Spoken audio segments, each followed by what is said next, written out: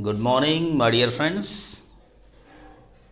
सीढ़ियाँ उन्हें मुबारक जिन्हें छत तक जाना है, सीढ़ियाँ उन्हें मुबारक जिन्हें छत तक जाना है। मुझे तो आसमान तक पहुंचना है, रास्ता खुद बनाना है। मेरे दोस्तों, अगर आप चाहते हो कि आसमान की ऊंचाइयों तक पहुंचना, तो आपको खुद ही रास्ता बनाना है। आपकी राह में रोड़े अड़काने वाले बहुत आएंगे, लेकिन उन सब से लड़कर आपको मंजिल तक खुद ही जाना है। तो मेरे दोस्तों, आज एक्टिव वॉइस पैसिव वॉइस की इस कड़ी में बहुत ही छोटा लेकिन आकर्षक चीज़ें आपको बताएंगे, जो आप लोग शायद ना पढ़े हों। अगर पढ़े भी होंगे तो इससे आसान तरीका अब नहीं मिलेगा। एकदम इजी इंटरेस्टिंग तरीके से आपको बताएंगे। आप पढ़े होंगे मेरे पिछले वीडियोज़ में, जो कि मैंने इम्पेरेटिव सेंटेंसेस तक पढ़ा दिए हैं। उसमें आप सभी लोग अगर देखे हैं तो ठीक, नहीं देखे हैं तो उस पार्ट को, पार्ट 1 से लेकर के 7 तक को ज़रूर देखें। और आज का जो पार्ट है, पार्ट 8, जिसमें कुछ ऐसे एडजेक्टिव्स होते हैं जो वर्ब के बाद आते हैं। वर्ब के तुरंत बाद एडजेक्टिव आ जाते हैं जहाँ ऑब्जेक्ट होते ही नहीं हैं। तो ऐसे सेंटेंस का पैसिव वॉइस कैसे बनाते हैं? जनरली हम लोग जब किसी वाक्य में सब्जेक्ट वर्ब के बाद अगर ऑब्जेक्ट नहीं है तो उसका पैसिव वॉइस नहीं बनाते हैं। लेकिन कुछ ऐसे सेंटेंस हैं, कुछ ऐसे वर्ड्स हैं जिनके तुरंत बाद, वर्ब के तुरंत बाद अगर कोई एडजेक्टिव आ जाए तो उसका पैसिव वॉइस कैसे बनाते हैं, आज चलिए उसी को जानते हैं। जैसे एक सेंटेंस है, he looks smart. He looks smart. ये एक्टिव वॉइस में अगर देख रहे होंगे तो ये सब्जेक्ट है आपका, यहाँ पर वर्ब है, यहाँ पर एडजेक्टिव है। तो ऐसे सेंटेंस को हम पैसिव वॉइस कैसे बनाएं? अगर एक्टिव वॉइस का स्ट्रक्चर मेरे प्यारे विद्यार्थियों ये दिया हो कि सब्जेक्ट हो, यह या तो नाउन हो या तो प्रोनाउन हो, इससे कोई फर्क नहीं पड़ता।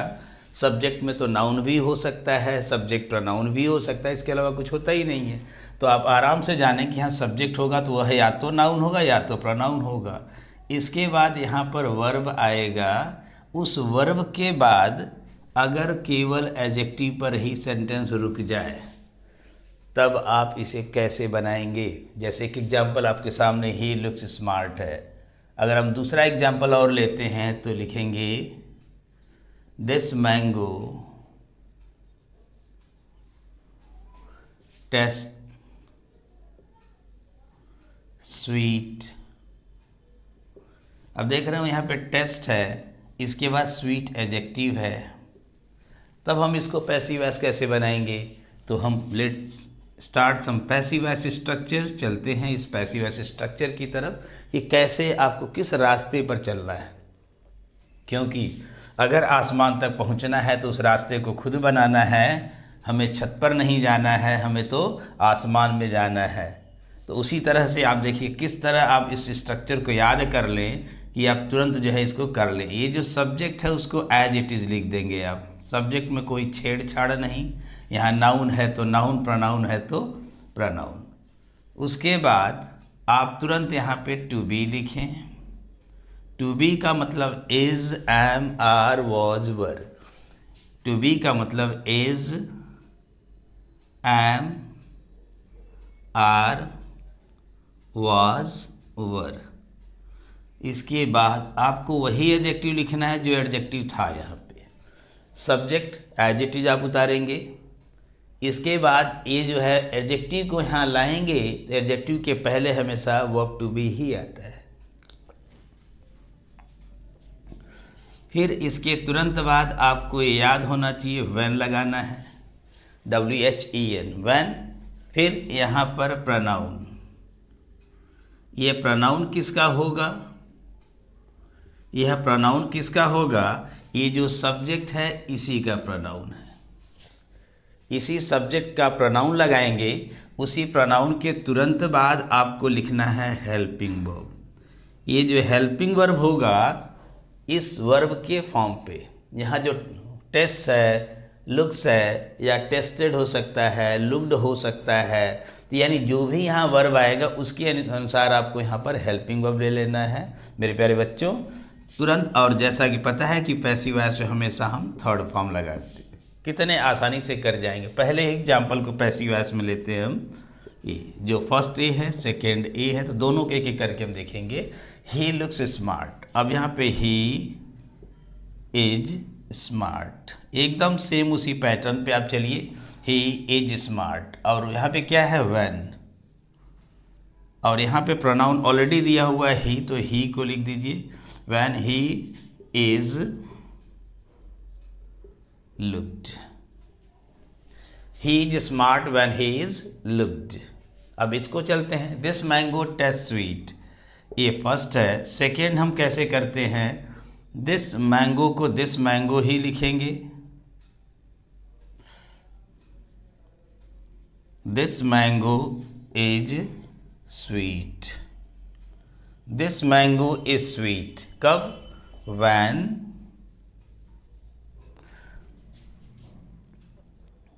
इट क्यों लगा, यहाँ पे मैंगो सिंगुलर है, उसके लिए इट का प्रयोग किया गया है। व्हेन इट इज यहाँ पे क्यों आया है, ये तो इज आया था, इसके लिए स्वीट के लिए आया है प्रेजेंट में, लेकिन यहाँ पर इज क्यों आया है, क्योंकि यहाँ पे टेस्ट है, TASTES, टेस्ट, ये जो है प्रेजेंट इंडिफिनिट टेंस है, उसका हेल्पिंग वर्ब होता है is MR। When it is tested, test का थर्ड फॉर्म लगा दीजिए, ये हो जाएगा। तो इसी तरह से बहुत सारे एग्जाम्पल्स आपको मिल जाएंगे, जैसे दिया है, those boys looked cruel, those boys looked cruel। अब यहाँ देख रहे होंगे लुक्ड है, लुक्ड क्या है, पास्ट टेंस है, ये वर्ब का सेकेंड फॉर्म एक्टिव वॉइस में। अगर इसी को पैसिव वॉइस बनाएंगे तो सब्जेक्ट को एडजेक्टिव लिखना है, दोज बॉयज। अब यहाँ पे इज MR वॉज वर्ब में से ही कोई वर्ब टू भी लेना है, लुक्ड है तो यहाँ पे लिखेंगे वर, पास्ट टेंस की बात हो रही है। Those boys were cruel when, आप देख रहे होंगे दोज बॉयज, बॉयज क्या है, प्लूरल नंबर है, तो हो जाएगा दे, व्हेन दे वर लुक्ड। चलिए, तो आया ना मज़ा, कितना आसान है, कितने आसानी से हम लोग कर जा रहे हैं। बच्चों, अगर ज़िंदगी में मज़े लेना है, ज़िंदगी को एंजॉय करना है, तो आप ऐसे छोटे छोटे पल को एंजॉय करिए। Enjoy the every moment of your life will be beautiful. If you want to get success in your life, never run after success, run after talent, run after knowledge, run after ability. Create ability, create the capacity to do the work. Success will be yours. And at last, I would say, everybody worships the rising sun. Everybody worships the rising sun.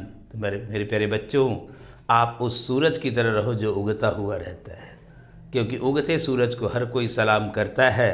और मेरे प्यारे बच्चों, चाहे आप लोग air force में जाएं, अग्निवीर में ज्वाइन करें, चाहे आप लोग SSC का एग्ज़ाम दें, या चाहे CTET हो, टेट हो, कोई भी एग्ज़ाम हो, कितना आसान, कितने अच्छे से, अगर आप चाहें तो इसको आप लोग नोट कर लें, एक एक करके, एक एक पॉइंट को नोट करके इसी तरह से और भी प्रैक्टिस करते हैं। एक एग्जाम्पल है, आप लोग खुद से करेंगे, इसको हम दे रहे हैं आप लोग को, एक्टिव वॉइस में है।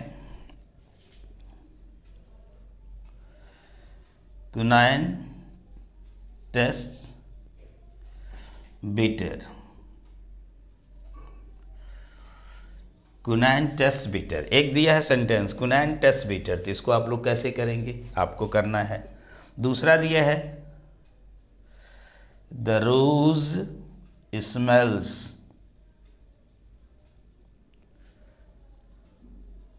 स्वीट। ये दो एग्जाम्पल आपका होमवर्क है, आप लोग को कमेंट बॉक्स में इसके आंसर ज़रूर देना है। तो याद रखिए कि आप लोग को 2 क्वेश्चन होमवर्क के रूप में दिए हैं, जो आप लोग अगर इस वीडियो को पसंद आती है, अगर आप लोग को लगता है कि ये मुझे बहुत ही आसानी से समझ में आ गया, तो लाइक करना बिल्कुल ना भूलिएगा। अगर आप लोग इस चैनल पर जुड़े हैं लेकिन सब्सक्राइब नहीं किए हैं, तो आप लोग ज़रूर इसको सब्सक्राइब कर लें, English mania by Harivansh sir को, जिससे कि आपको इसी तरह से छोटे छोटे इंटरेस्टिंग चीज़ें ज़रूर मिलती रहें, आप इंजॉय करते रहें और सीखते रहें। सीखेंगे तभी बढ़ेंगे। Thank you.